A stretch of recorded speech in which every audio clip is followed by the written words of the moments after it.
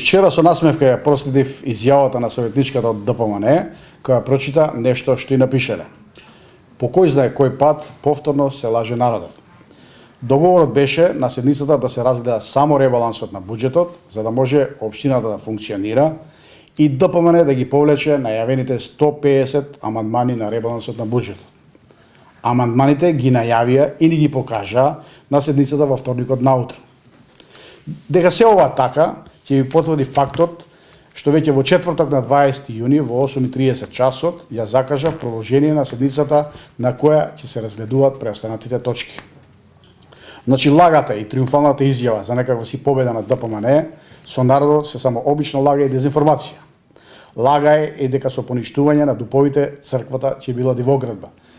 Впрочем, од приложените дупови се гледа дека и на претходниот и на сегашниот дуп, значи црквата си постои во целосен габарит.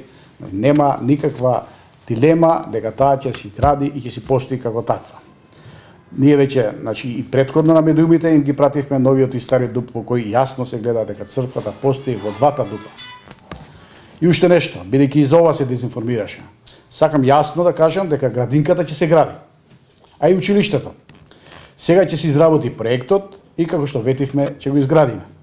За разлика од ДПМН, кој се 13 години на власт во општината и кој што не ги изградија ни градинката, ни училиштето, овој градоначалник и овој совет тоа ќе го направи. Во четврток повторно да се собере народ, да има протести? Јас очекувам во четврток да има конструктивна дискусија и заеднички да ги донесеме да ги изгласаме точките од дневниот ред.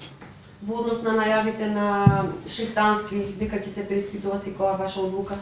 Ние сме тука отворени, тоа е, нашите седници се отворени, потоа сите документи се достапни на јавност, Шептански може у секој време да дојде да ги провери. Ние сметаме дека работиме законите, дека сите постапки што сме ги превзеле се во согласно со законите и прописите на општината.